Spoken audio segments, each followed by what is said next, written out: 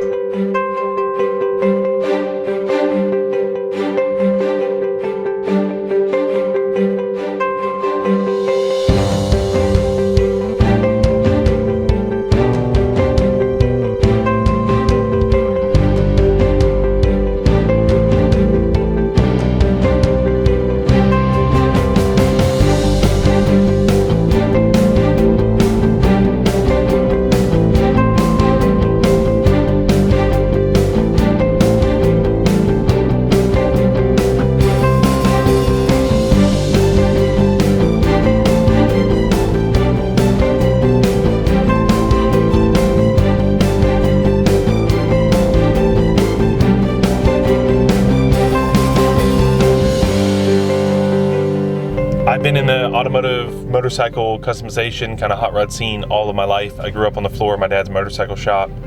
When I was 16, we bought a race car together, ran in the mini stock class of Bowman Gray Stadium, the longest running NASCAR sanctioned track still in existence.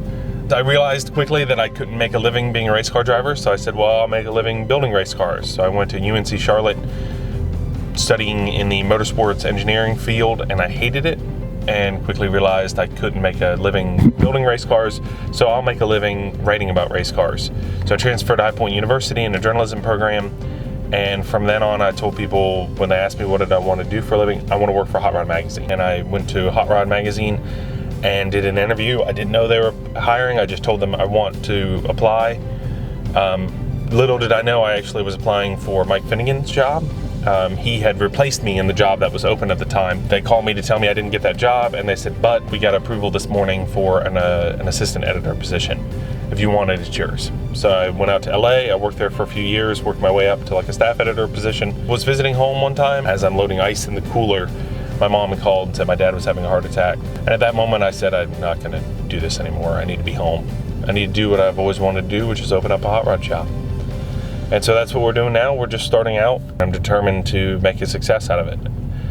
Just trying to produce as much media content as I can, and that's really what's putting food on the table for me.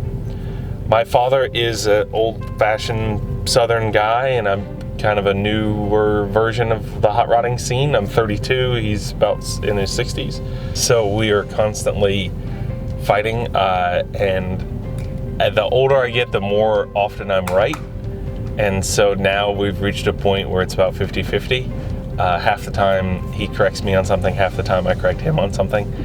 And so we've been having a lot of fun, a lot of stress, and a lot of hard work to kind of produce the things that we're making. Right now we're doing a 1980 Malibu wagon project, 383 LS1 stroker on a budget with a Vortex supercharger. That's for CarCraft magazine. It's got UMI suspension. The one thing I really want to do, which I haven't told him about, is I really want to surprise him with a Henry J. Gasser project. We have not, he's always, as long as I can remember, talked about having a Henry J. Gasser and how much he loves them, and I would really, really love to surprise him with one of those and actually build it up with the traditional big block in it. So I'm a little bit nervous. I'm gonna go ask my dad to talk in front of the camera and talk about himself. He doesn't often do that. I told him the other day that I was gonna put him in front of camera, that I needed him for a few minutes. And he said, well, give me a heads up. And I said, well, okay, yeah. And then he kind of stuttered and he went to say, because, and I said, oh, because you need to put a shirt on? He's like, yeah, that's why. You know, getting my green shorts in.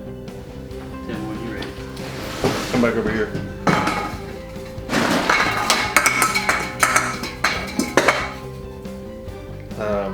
It's just about us. Okay. Come a little bit closer to me. I'm Jesse Kaiser, and this is my dad. Say your name. Joe. And so we're in your garage, but I just bought a garage, and we're leaning against the 1980 Malibu wagon project that we've been working on. But what is your background? Oh gosh, well, my dad grew up in the motorcycle and car industry.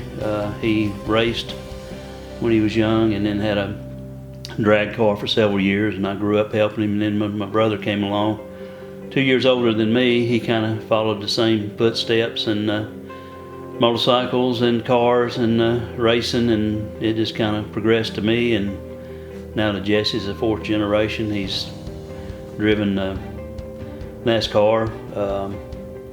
Hadn't really raced the motorcycles much, but he built his own bike when he was 16. And What do we normally work on and build? I guess it's the way the wind blows. Whatever we decide we want to tinker with. It's been bikes for years, and then, like I said, he had the race car for years, and now we've kind of went on to the. He's kind of got me involved in the LS motors. Got me intrigued with them. So that's what we're messing with now. And a big pain in the ass at the same time. It's had its ups and downs. This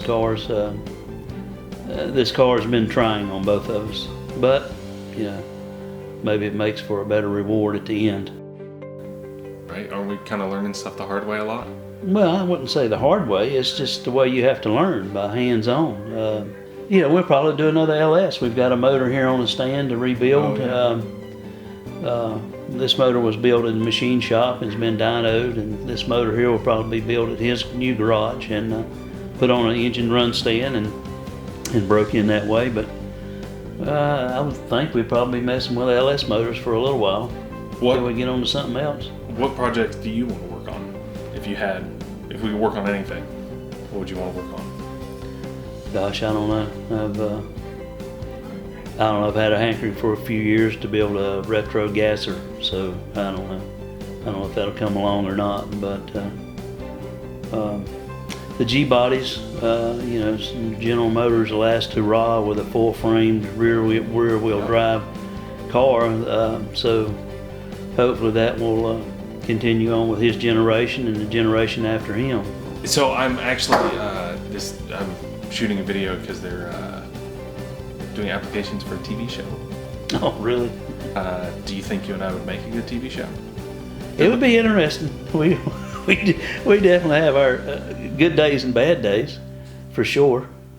How many shops have you had now? A total of maybe 4 businesses, 4, maybe 5 different shops. You and I kind of opened up a hot rod shop for a very short while. Yeah. Right? Yeah. And then I went off to college. You remained the hot rod shop and moved a couple times, and you kind of worked for a bunch of different hot rod shops in North Wilkesboro. Helped finish with restorations, frame off stuff, not much body work, not much paint work, which I had done years prior. Not much engine work, but detail work, and covered a lot of restorations. What's your expertise? Wiring and carburetors? Probably. That's something that seems to come a little natural to me. What happened, Greg? I dropped a wrench on my face. Was it your fault? No, it was Or the car's fault? This guy was shaking the car and was walking in and out of it. Did you drop it right here? Yeah.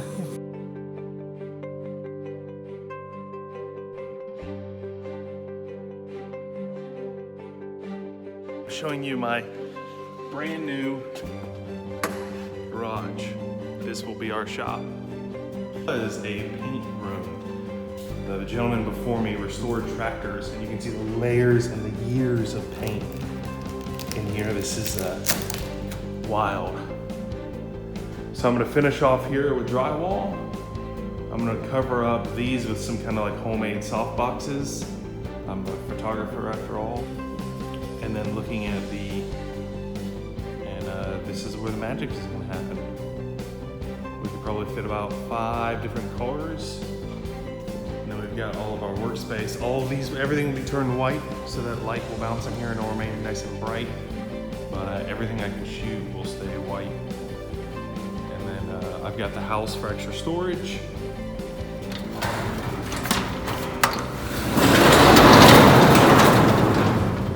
That's gonna be filled with cars.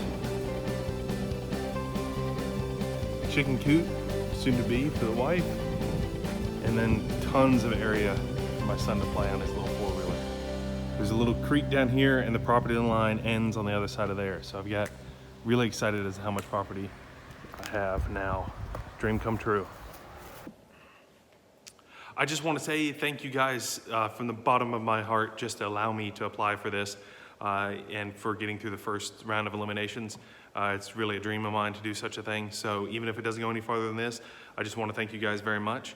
And whether or not this works out, I'm going to keep doing what I'm doing, and you guys will be seeing more of me soon. So thanks.